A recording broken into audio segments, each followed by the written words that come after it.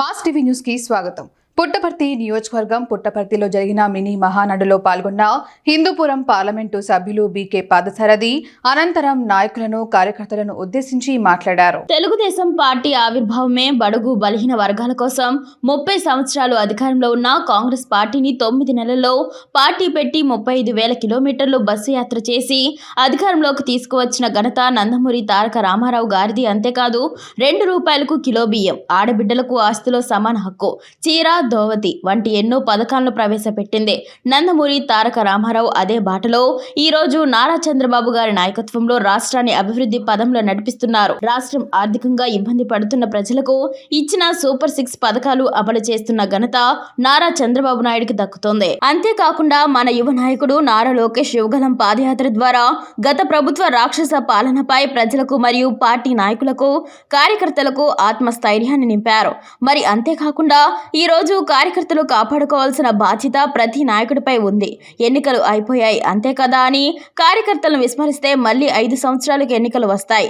ఆ రోజు కార్యకర్తలు లేకపోతే నాయకులు ఉండరు అని తెలియజేశారు. మరి అంతేకాకుండా ఈ నెల 27, 28, 29వ తేదీల్లో కడప జిల్లాలో జరిగే మహానాడును విజయవంతం చేయాలని తెలియజేశారు. మరి ఈ కార్యక్రమంలో అనంతపురం జిల్లా శాసనసభ్యులు మరియు తెలుగుదేశం పార్టీ నాయకులు, కార్యకర్తలు తదితరులు పాల్గొన్నారు. అత్యంత మహారథులందరికీ, అదేవిధంగా సత్యసాయి జిల్లా నుండి నల్గొండ నుండి విచ్చేసినటువంటి పార్టీ నాయకులు, కార్యకర్తలు, అభిమానులు, మహిళా సోదరీమణులు, పాత్రికేయులందరూ కూడా పేరు పేరున నాయక నమస్కారం. చాలా మంది వక్తలు మాట్లాడారు, చాలా విషయాలు చెప్పారు. అయితే నేను తెలియజేసేది ఏమంటే, తెలుగుదేశం పార్టీ పుట్టుకు మునుపు, తెలుగుదేశం పార్టీ ఆవిర్భవించిన తర్వాత కష్ట నష్టాలు ఏ విధంగా వచ్చాయనేటువంటి విషయాన్ని మీ ముందుంచాలనుకుంటున్నా. ముఖ్యంగా మనకి స్వరాజ్యం వచ్చిన తర్వాత మనకి ఉమ్మడి మద్రాసు రాష్ట్రంగా ఉన్నటువంటి సందర్భంలో దాదాపుగా 35 సంవత్సరాల కాంగ్రెస్ పార్టీ అవిచ్ఛిన్నంగా పరిపాలిస్తున్నటువంటి తరుణం.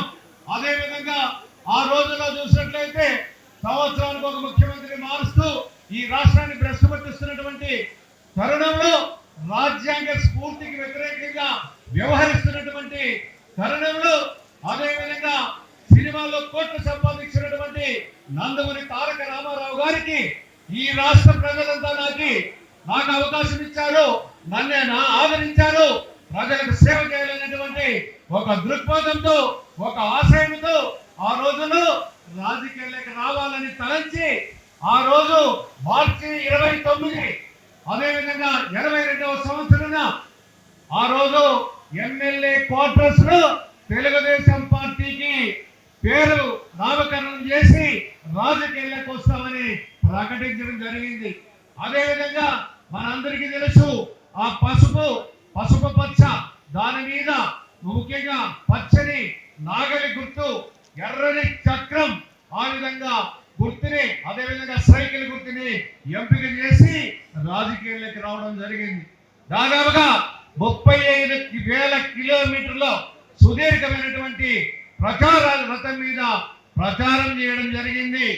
9 నెలల కాలంలోనే తెలుగుదేశం పార్టీ అధికారంలోకి వచ్చింది. ఇవన్నీ గమనంలోకి ఉంచుకోవాల్సినటువంటి అవసరం ఉంది. అదేవిధంగా 9 నెలల కాలంలోనే ఆ రోజు ముఖ్యమంత్రిగా ప్రమాణ స్వీకారం చేశారు ఎల్బీ స్టేడియంలో.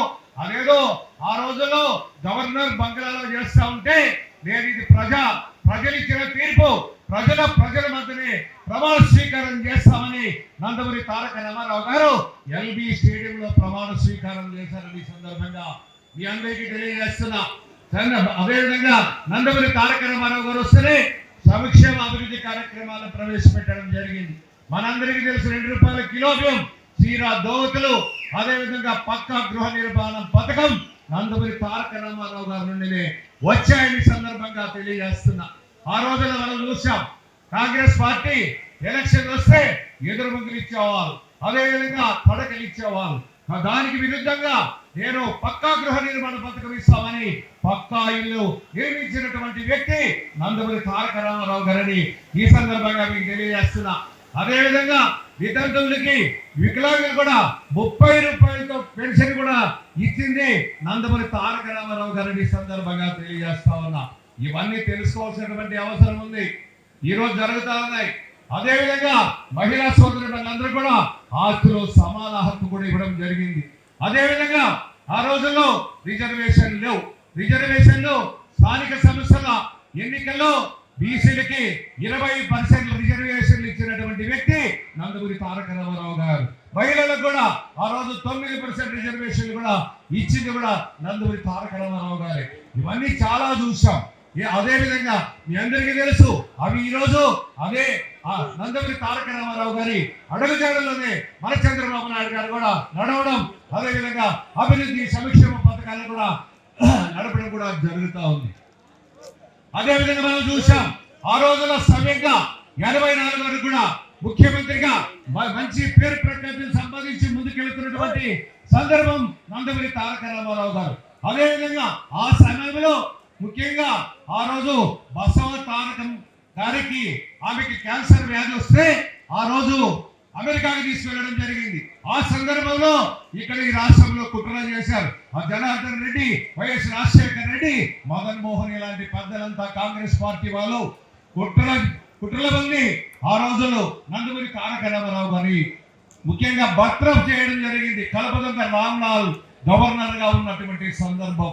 అదేవిధంగా అలా జరుగుతున్నటువంటి సందర్భంలోనే మన నాయకుడు తెలివైనటువంటి ఒక చాణక్యుడు ఆ రోజు చంద్రబాబు నాయుడు గారు ఒక వ్యూహంతో ఆ శాసనసభ్యులందరూ కూడా మైసూరుకి తీసుకువెళ్ళడం, తర్వాత జ్ఞాని జైలు సెక్రటరీ కూడా ఢిల్లీకి కూడా తీసుకువెళ్ళి బల ప్రదర్శన కూడా చేయడం, తర్వాత ఇందిరాగాంధీ కూడా చెప్పి లేదు ఎన్టీ రామారావు గారికి బలం ఉంది, 165 మంది శాసనసభ్యులు ఉన్నారు, ఇది తప్పు అని చెప్పడం ద్వారా అదేవిధంగా ఇక్కడికి వచ్చారు.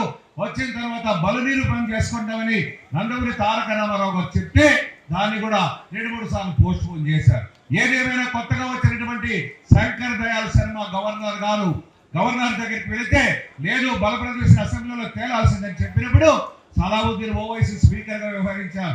2-3 ఆటంకాలు జరిగాయి. లాస్ట్కి తుది తీర్పు నందమూరి తారక రామారావు గారికి రీఇన్స్టేట్ చేయమని, ప్రమాణ స్వీకారం చేయమని శంకర్ దయాళ్ శర్మ గారు ఆహ్వానించడం దేశ చరిత్రలోనే ఎవరికి బర్తరపోయినటువంటి ప్రభుత్వాన్ని రీఇన్స్టేట్ చేసే ఒక అవకాశం నందమూరి తారక రామారావు గారికి వచ్చింది. ప్రజాబలం ఉంది కాబట్టి ఆ విధంగా తీర్పిచ్చారు. ఆ విధంగా రెండవసారి ముఖ్యమంత్రిగా ప్రమాణ స్వీకారం చేశారు. అదే క్రమం తరంగంలోనే 84లో శ్రీమతి ఇందిరాగాంధీ గన్మెన్లతో సెక్యూరిటీ వాళ్ళ ద్వారా ఆమెను చంపడం ద్వారా ఆ రోజు రాజీవ్ గాంధీ ప్రధానమంత్రిగా బాధ్యతలు చేపట్టి కేంద్ర ప్రభుత్వాన్ని కూడా రద్దు చేయడం, ఎన్నికలు రావడం జరిగింది. అదేవిధంగా మన నాయకుడు నందమూరి తారక రామారావు గారు కూడా వెనుకబడి పడితే చాలా మంది దీంట్లో వీళ్ళ ముఖాలు చూడకూడదని నేను కూడా ఎన్నికలు వెళ్ళాం, కార్యకర్తలు కాపాడుకుంటూ వచ్చాం. కొన్ని ఇబ్బందులు ఎదురయ్యాయి, కానీ మాకు కూడా ఈ రోజు ఆ కార్యకర్తలు కాపాడుకోవాల్సినటువంటి బాధ్యత మా అందరి మీద ఉంది. కార్యకర్తలు కాపాడుకోకపోతే మనమే ఇబ్బంది పడతాం. ఏదో 11 సీట్లు అనేసి నిర్లక్ష్యం చేస్తే రేపు మనం కూడా జాగ్రత్త. ఆ రోజు 23 వస్తాయి, ఈ రోజు 11 వచ్చింది. తర్వాత ఆ రోజు 12 మనకి 2 సీట్లు వస్తే ఈ రోజు 14 సీట్లు వచ్చాయి. మనం ఈ 14 సీట్లు వచ్చాక 20 అవసరం లేదు.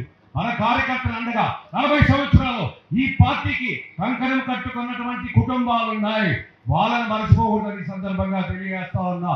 ఏదో ఎన్నికల ముందు వచ్చారులే వాళ్ళని మాత్రం చూసుకుంటే కాదు, ఆ కుటుంబాలను కాపాడుకోవాల్సినటువంటి బాధ్యత మా అందరి మీద ఉంది.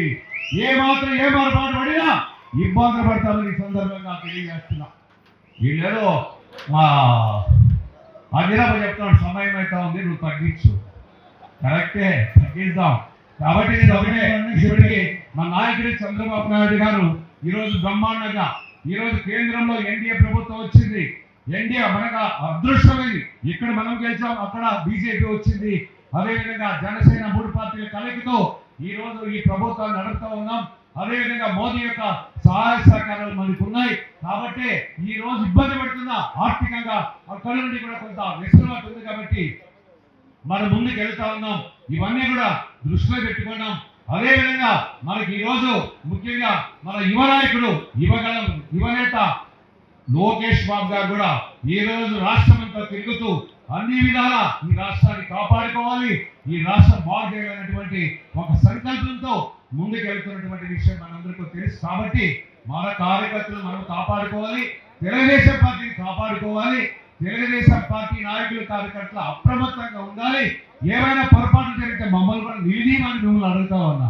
మేము తప్పులు చేస్తే మమ్మల్ని కూడా ప్రశ్నించండి, దానికి ఏం బాధ లేదు. ఈ సందర్భంగా తెలియజేస్తూ అంజనప్ప గారు ముగించుకున్నారు కాబట్టి ఇంకా మాట్లాడదామన్నా ఇంకొక వేదిక మీద మాట్లాడదామని ఈ సందర్భంగా తెలియజేస్తూ మీ అందరికీ పాదాభివందనాలు తెలియజేస్తూ 40 సంవత్సరాల సుదీర్ఘమైనటువంటి రాజకీయాల్లో నాకు కూడా మీ యొక్క ఆశీస్సులు ఇచ్చారు, ఎప్పటికీ మర్చిపోయేది లేదని ఈ సందర్భంగా తెలియజేస్తూ మీ అందరి దగ్గర సెలవు తీసుకున్నారు. Thank you very much.